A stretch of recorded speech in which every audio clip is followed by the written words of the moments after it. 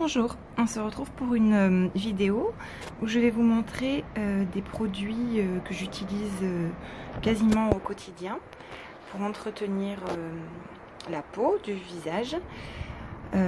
Quoique l'huile de coco peut servir également, vous allez voir, pour les cheveux, pour le corps. Alors pour commencer, je vous en avais déjà parlé.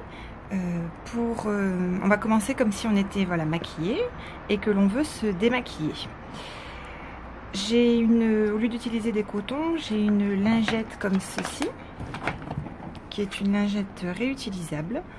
Je l'avais eu en cadeau une fois chez Sephora, il me semble. Et c'est une matière un petit peu... je ne pense pas que ce soit du coton, elle est un petit peu élastique et elle durcit quand elle sèche. Donc là, elle est mouillée. Et elle permet de démaquiller par exemple les yeux quand on a appliqué l'huile de coco. Alors imaginons qu'on est maquillé, voilà ce que je prends. Donc c'est cette huile là que j'utilise quand je vous parle d'huile de coco, c'est celle-ci que j'achète dans mon magasin bio. Elle est vraiment très bien et elle existe également pour celles qui n'aiment pas l'odeur de la noix de coco, elle existe sans odeur. C'est une huile de coco qui est obtenue avec la seule pression de la pulpe de noix de coco bio. On peut l'utiliser, alors là vous voyez il y a écrit idéal pour la cuisson au four, à la poêle ou au wok, car je la trouve au rayon alimentaire. Elle n'est pas du tout au rayon beauté celle-ci, mais bien sûr on peut s'en servir et elle est beaucoup moins chère que celle vendue au rayon beauté. En ce moment de l'année elle est comme ça un petit peu, elle est figée, et sinon quand il fait très chaud elle peut être complètement liquide et transparente. Là on voit qu'elle commence un petit peu à se liquéfier. Vous prenez ça, vous démaquillez donc vos yeux, vous allez ressembler alors à un panda puisque si vous mettez du mascara tout coule. Et je prends cette lingette pour enlever le maximum et ensuite j'applique, alors j'aime bien quand même appliquer une lotion micellaire. J'ai choisi celle-ci car j'ai la peau très sensible et elle ne pique vraiment pas.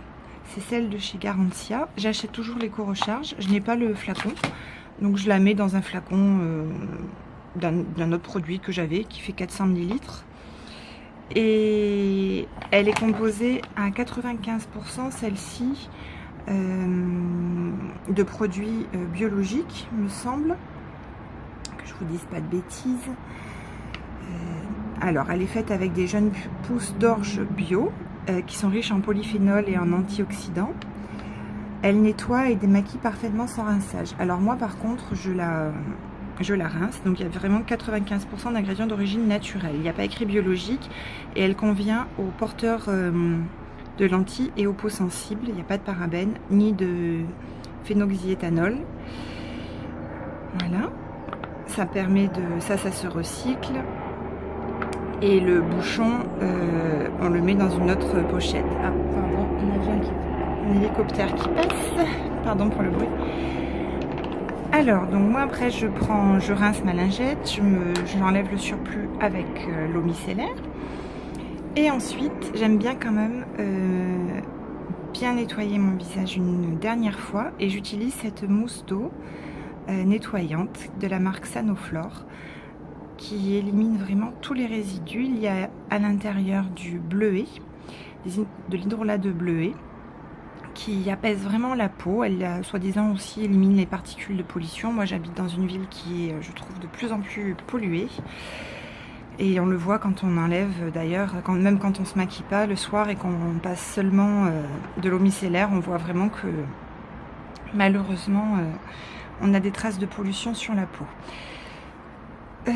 Je rince bien.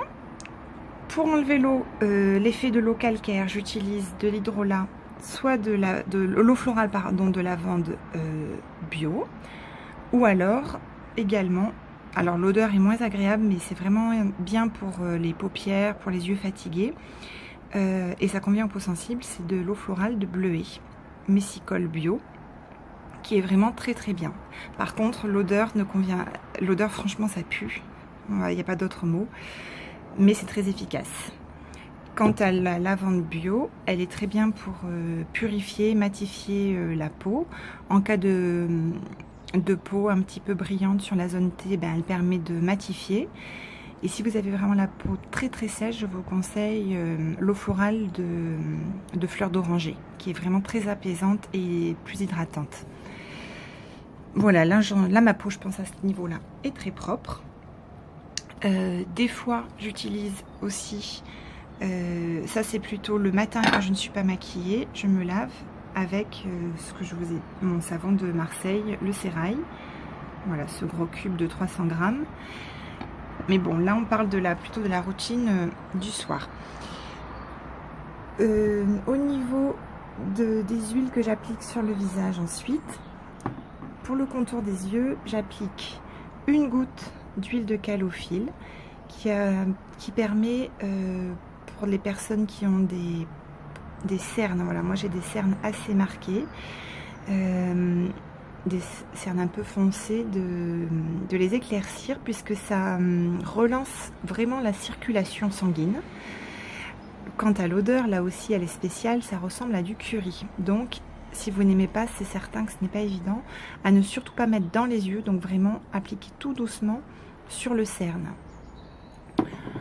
Au niveau du visage, j'applique celle-ci qui est vraiment superbe, c'est de l'huile extra vierge de rose musquée. Dedans, il y a de la rose musquée et de la rose de Damas. Je n'avais pas gardé comment ça s'appelle, le carton, mais elle est vraiment bien. Elle coûte environ 17 €. C'est un peu cher pour 30 ml, mais il suffit d'en mettre vraiment très peu. Elle peut aller autour des yeux, tout le visage, le cou, le décolleté. Elle a une petite couleur orangée qui donne vraiment bonne mine, qui hydrate très très bien. Une odeur de rose très agréable. Franchement, depuis que j'utilise celle-ci, certaines petites ridules, oui, parce que Chacha n'a plus 20 ans, hein, je ne vous dis pas mon âge, mais voilà, il faut quand même agir contre le temps, essayer d'agir. Et certaines petites ridules ressemblent vraiment plus pulpées, surtout autour de la bouche, du front, ça marche vraiment très bien. Enfin, pour faire pousser les cils sur un petit coton-tige, j'applique de l'huile de ricin. Ça, vous voyez souvent dans les produits. En anglais, il marque Castor Oil. Et en fait, c'est de l'huile de ricin. Il y en a dans énormément de produits, puisqu'elle est très peu chère. Elle fait vraiment... là, ça, je crois que ça, c'était chez Aromazone. 10 ml, c'était 1 €, il me semble. Et j'en ai encore. Il suffit d'appliquer même pas une demi-goutte sur chaque... donc vraiment que sur les cils, hein, pas dans l'œil, pour ne pas faire gonfler la paupière le lendemain. Et ça active réellement la pousse des cils. Celles qui ont des soucis aussi au niveau des sourcils, ça refait pousser les sourcils d'une manière naturelle.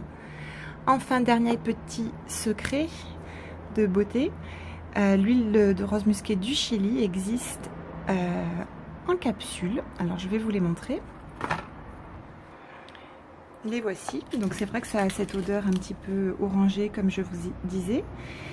Et alors là, ben, elles sont conseillées, il est conseillé de prendre 1 à 2 capsules par jour avant le repas.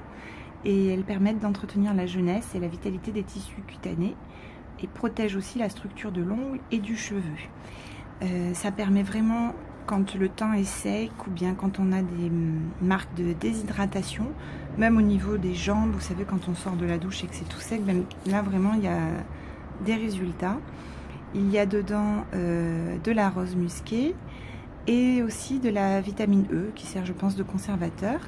Au niveau de valeur énergétique, pour 2 capsules, il y a 11 calories.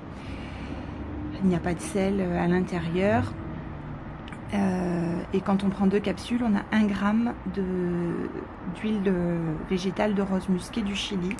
C'est très bien de prendre également des capsules comme ça qui permettent d'améliorer l'utilisation des soins. Voilà, ben écoutez, je vous souhaite une excellente fin de dimanche. Il fait ensoleillé, il y a beaucoup de soleil ici. Profitez bien et prenez soin de vous. Au revoir.